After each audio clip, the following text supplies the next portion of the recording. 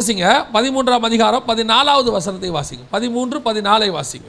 லோத்து ஆபிராமை விட்டு பிரிந்த பின்பு கர்த்தர் ஆபிராமை நோக்கி, உன் கண்களை ஏறெடுத்து நீ இருக்கிற இடத்திலிருந்து வடக்கையும் தெற்கையும் கிழக்கையும் மேற்கையும் நோக்கிப்பார். ரெண்டாவது, நீங்கள் செய்ய வேண்டியது என்ன?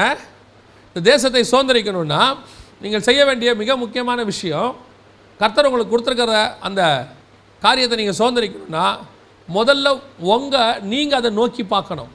அப்படின்னா என்னங்க? இப்போ ஆபிரகாமை கூட்டிகிட்டு வந்துட்டார், தேசத்துக்கு வந்துட்டார். இப்போ ஆபிரகாமும் இருக்கார், லோத்தும் இருக்கிறாரு, 2 பேர் இருக்கிறாரு. 2 பேருடைய விஷனை கவனிங்க. 2 பேருடைய விஷன். லோத்துடைய விஷன் சோதோமை நோக்கி இருக்கிறது, ஆபிரகாமுடைய விஷன் கானானை நோக்கி இருக்கிறது. கர்த்தர் சொல்கிறாரு, இந்த தேசத்தை நோக்கி பார். நீ சுதந்திரிக்க போகிற தேசத்தை என்ன செய்யணும்? நோக்கி பார்க்கணும். அப்படின்னா என்ன அர்த்தம்?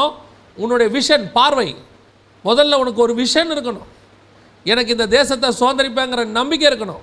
அப்படி ஒரு விஷன் உங்களுக்கு இருக்கணும். முதல்ல இந்த இடத்துக்கு உங்களை கொண்டாந்துருக்கிறாரு, இந்த ஏரியாவுக்கு உங்களை கொண்டாந்துருக்கிறாருன்னா இந்த ஏரியாவுக்கு வந்து உட்காந்துட்டு நம்மளுடைய வாயின் அறிக்கை என்னவாக இருக்கும்?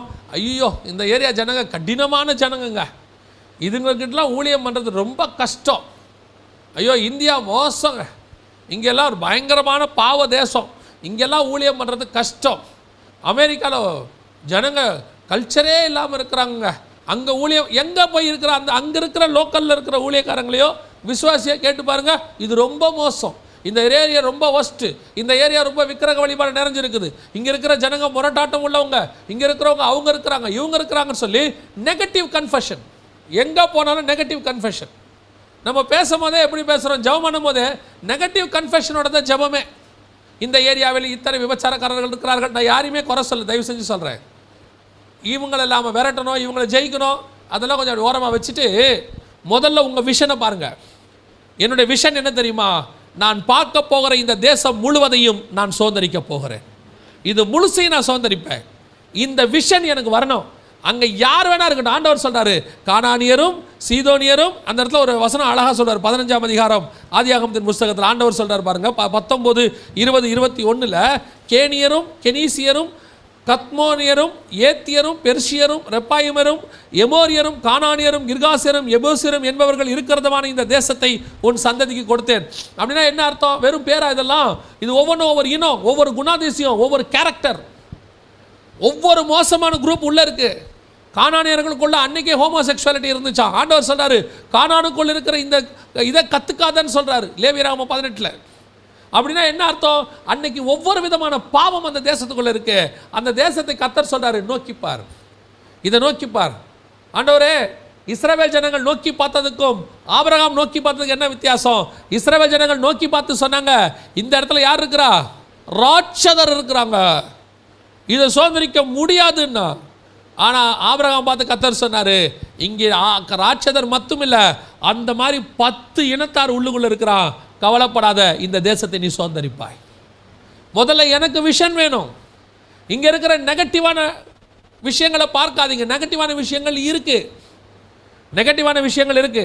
நெகட்டிவான விஷயங்களை நீங்கள் பார்க்கிற வரைக்கும் உங்களால் அந்த தேசத்தை சுதந்திரிக்க முடியாது. அதான் இஸ்ரவேல் ஜனங்களுக்கும் மற்றவர்களுக்கும் உள்ள டிஃபரன்ஸ். நீங்கள் போய் ஒவ்வொரு இடத்தையும் பார்க்கும்போது நான் எப்பவும் சொல்வேன், அந்த இடத்துல உங்களுக்கு ஏதாவது ஒன்று பெருசாக தெரியும். இங்கே ஒரு பெரிய விக்கிரக கோயில் இருக்குதுங்க சொல்லுவாங்க.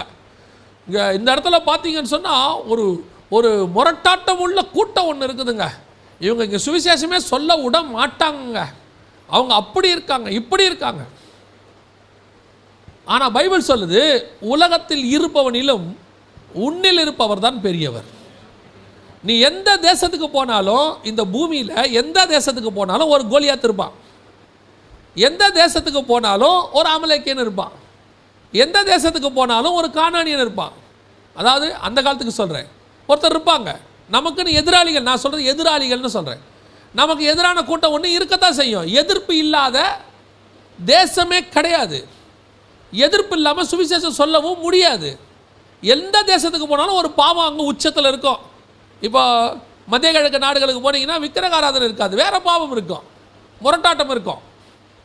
இங்கே வந்தீங்கன்னா விக்கிரகாராதனை இருக்கும். ஒவ்வொரு ஊர்லேயும் ஒவ்வொன்று இருக்கும். அப்போ இதையெல்லாம் எதிர்த்து நீங்கள் ஒவ்வொன்றா யோசித்து எனக்கு இன்னும் ரொம்ப ஆச்சரியமாக இருக்கும். இதை இப்படி சொல்கிறதுனால நீங்கள் எப்படி எடுத்துக்கிறாங்கன்னு தெரியாது. உட்காந்து ஒவ்வொரு பிசாசாக கட்டுவாங்க, பேர் சொல்லி கட்டுவாங்க. எவ்வளோ பிசாசை கட்டுவீங்க உட்காந்து? முதல்ல பிசாசை கட்ட முடியுமா? பைபிள் படி.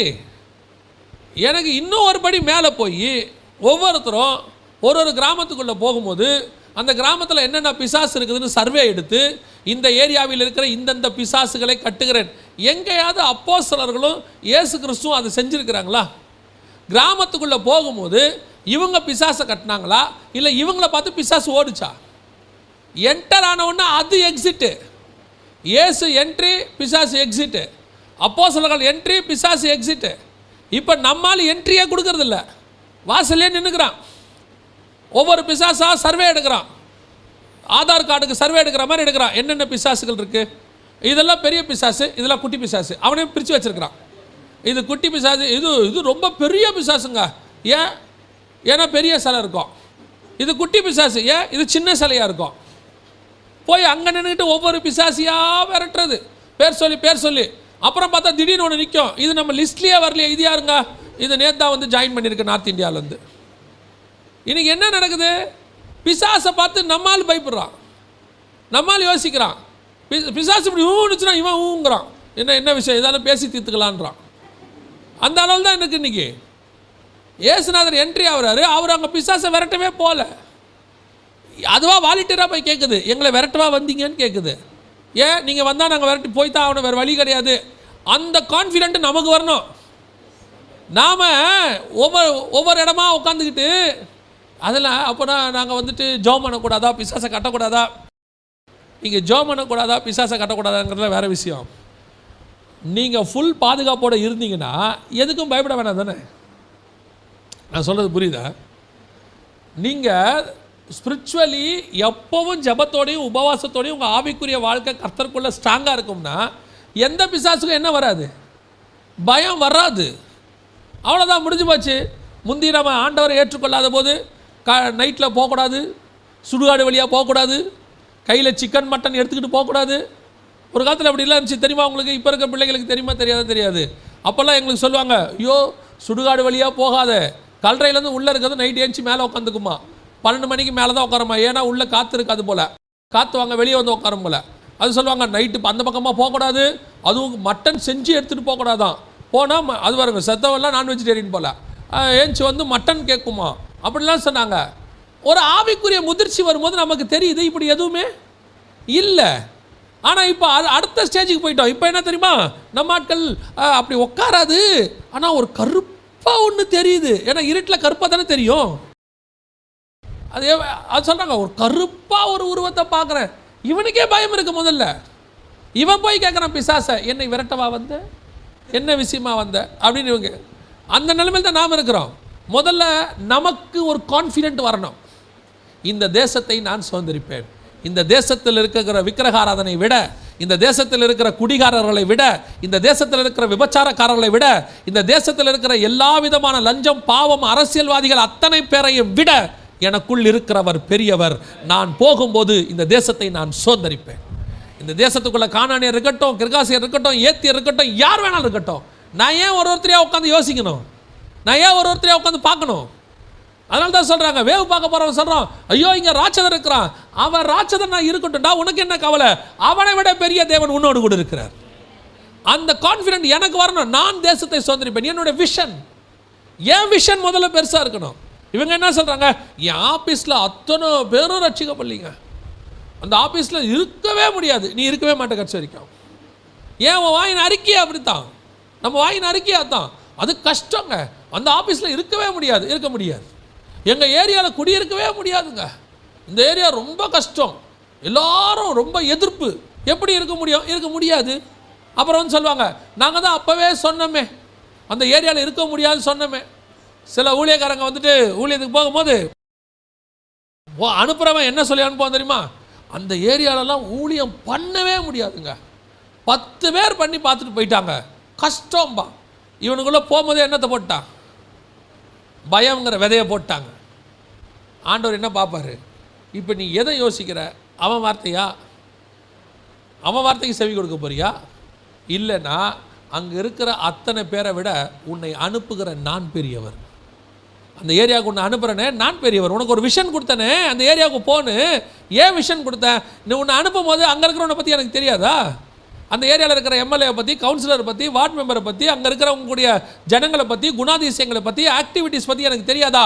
எல்லாம் தெரிந்து தான் நான் அனுப்புகிறேன். காரணம், அவர்கள் அத்தனை பேரையும் விட உனக்குள் இருக்கிற நான் பெரியவர். நான் உன்னை அனுப்புகிறேன். உனக்கு ஒரு விஷயம் இருக்கணும். என்னை அனுப்புகிறவர் இந்த தேசத்தை சோதரிக்க சொல்லுகிறார். நான் இந்த தேசத்தை நான் சோதரிப்பேன். என்னை அனுப்புகிறவர் பெரியவர். அலெக்சாண்டருடைய பெரிய பலமே என்ன தெரியுங்களா? அலெக்சாண்டருடைய பலம், அலெக்சாண்டரை கண்டோன்னா அத்தனை பேருக்கு பயம். என்ன பயம்? அலெக்சாண்டருக்கு வயசு 23 தான். வெறும் 23 வயசில் தான் ஆரம்பிக்கிறாரு. 33 வயசில் முடிச்சிட்டார். 22 ஆரம்பித்து 33 முடிச்சிட்டார். 22 வயசில் அவர் கத்தி எடுத்துகிட்டு புறப்படும் போது அலெக்சாண்டரை பற்றின அந்த வெற்றிக்கு என்ன காரணம்னா, அத்தனை பேருக்கும் அலெக்சாண்டர் மேலே ஒரு பயம் இருந்தது. ஐயோ, அவன் எல்லா இடத்துலையும் ஜெயிக்கிறாங்க, ஒருத்தனை விட்ட மாட்டான், ஈவிரக்கம் இல்லாதவன், அவன் வந்தாங்கன்னா அப்படி பண்ணுவாங்க, அவங்ககிட்ட நிற்க முடியாது. இந்த பயம்தான் அவனுடைய வெற்றிக்கே மிக மிக காரணம். ஏன்னா அவன் வரும்போதே அந்த ராஜா என்ன ஆயிடுறான்? பயந்துடுறான். ஐயோ, அலெக்சாண்டர்கிட்ட நிற்க முடியாது, அலெக்சாண்டர் படைக்கிட்ட நிற்க முடியாது, அது ரொம்ப மோசமான படை. அந்த பயமே அவனை வீழ்த்தி விட்டது. அதான் அலெக்சாண்டர் சக்சஸ். அப்போ உங்க மேலேயும் எங்க மேலேயும் நான் சொல்றேன், ஒரு ஆவிக்குரிய பயம் வரணும் அந்த ஏரியாவில். நான் எப்பவும் சொல்லுவேன், அந்த ஆவிக்குரிய பயம் தான் வெற்றிக்கு காரணம். ஆபிரகாமை பார்த்து அவங்க சொல்றாங்க, ஒரு இடத்துல வந்துட்டு சொல்றான், கர்த்தர் உன்னோடு கூட இருக்கிறார். ஈசாக்க முதல்ல விரட்டினாங்க, அப்புறம் பார்த்தான், இல்லை கர்த்தர் உங்களோட இருக்கிறாரு, நம்ம உடன்படிக்கை பண்ணிப்போம். ஏன்? நாளைக்கு எப்படி இருந்தாலும் நீ என்னை விரட்டிடுவ. நீ வளர்ற வேகம் எனக்கு புரியுது. நீ வளர்ந்தீனா கண்டிப்பாக என்ன செஞ்சிருவ? என்னை விரட்டிடுவ. ஏன் அப்படிப்பட்ட ராஜா வந்து தன்னுடைய தளபதியை கூட்டிகிட்டு வந்து ஈசாக்கு கிட்ட என்ன செய்கிறாரு? உடன்படிக்கை பண்ணுறாரு. நம்ம உடன்படிக்கை பண்ணிப்போம், நான் உனக்கு ஒரு பொல்லாப்பம் செய்யலை, நீ எனக்கு ஒரு பொல்லாப்பம் செய்யாத. ஏன்பா அந்த பயம் வருது ஈசாக்கு மேலே? அவன் மேலே கர்த்தர் இருக்கிறார். கர்த்தர் கூட இருக்கும்போது அந்த பயம் வரும். அப்போ தான் ஈசாக்கு சொல்வார், கர்த்தர் நமக்கு இடம் உண்டாக்கினார். மேலே அந்த பயம் வரணும். முதல்ல உங்களுக்கு அந்த விஷன் வரணும். நான் இந்த தேசத்தை சுதந்திரிப்பேன். கர்த்தர் என்னை இங்கே வச்சிருக்கிறார்னா ஒரு ஹெவன்லி பர்பஸோடு தான் வச்சுருப்பார், ஒரு பரலோகத்தினுடைய திட்டத்தோடு தான் வச்சுருப்பார். பரலோகத்தின் திட்டம் இல்லாமல் கர்த்தரை நினைச்சிருக்க மாட்டார், இங்கே வச்சிருக்க வாய்ப்பே இல்லை. அப்படி நான் கர்த்தர் ஏன் என்னை கொண்டு வந்திருக்கிறாரு, ஏன் என்னை இங்கே வச்சிருக்கிறாரு, கர்த்தர் என் மேலே ஒரு திட்டம் வச்சிருக்கிறாரு. இந்த விஷன் நமக்கு வரணும், இந்த தரிசனம். அதான் சொல்கிறேன், நீ முதல்ல நோக்கி பார், ஃபஸ்ட்டு பார். நீ பார், மோசே பிஸ்கா கொடுமுடியில் ஏறி முதல்ல பார்க்குறார் தேசத்தை. ஆண்டவரே, நான் இதை உள்ளே போக மாட்டேனா? நீ போக மாட்டேன். இப்போ என்ன பண்ணலாம்? முதல்ல பாரு. பார்த்துட்டு, ஆண்டவரே இப்போ என்ன செய்யணும்? நீ பாரு. ஒரு நாள் இல்லை ஒரு நாள் அந்த மலையில் நீ போய் உட்காருவாய். ஒரு நாள் இல்லை ஒரு நாள் அந்த தேசத்துக்குள்ளே இருக்கிற மேசியாவை நீ போய் பார்ப்பேன். ஒரு நாள் இல்லை ஒரு நாள் உன்னை ரத்த சாட்சியை உள்ளே நான் கொண்டு போவேன். அதான் சொல்கிறேன், நல்லா தெரிஞ்சுக்கொள்ளுங்க. முதல்ல உங்கள் விஷன் நீங்கள் பார்க்கணும். முதல்ல ஒரு பாடம் எடுத்து அப்படி புக்கை திறக்கும் போதே சிலர்லாம் நீங்கள் பார்த்துருக்கீங்களா? ஐயோ இது ஆகாதும்மா, அது ஆகாது தான் கட்சி வரைக்கும், அது ஆகாது, அவ்வளோதான். கட்சி வரைக்கும் படிக்க முடியாது. சயின்ஸா கஷ்டங்க அப்படிம்பா, அது கஷ்டம் தான் கட்சி வரைக்கும். ஏன்னா அது மேலே அவனுக்கு என்ன வந்துருச்சு?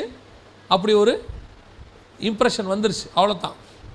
இது படிக்கும் போதே நான் கர்த்தர் என்ன நல்லபடியாக ஞானம் கொடுப்பாரு, நான் படித்து பாஸ் பண்ணுவேன் அப்படிங்கிற நோக்கத்தோடு படித்தா தான் என்ன செய்ய முடியும்?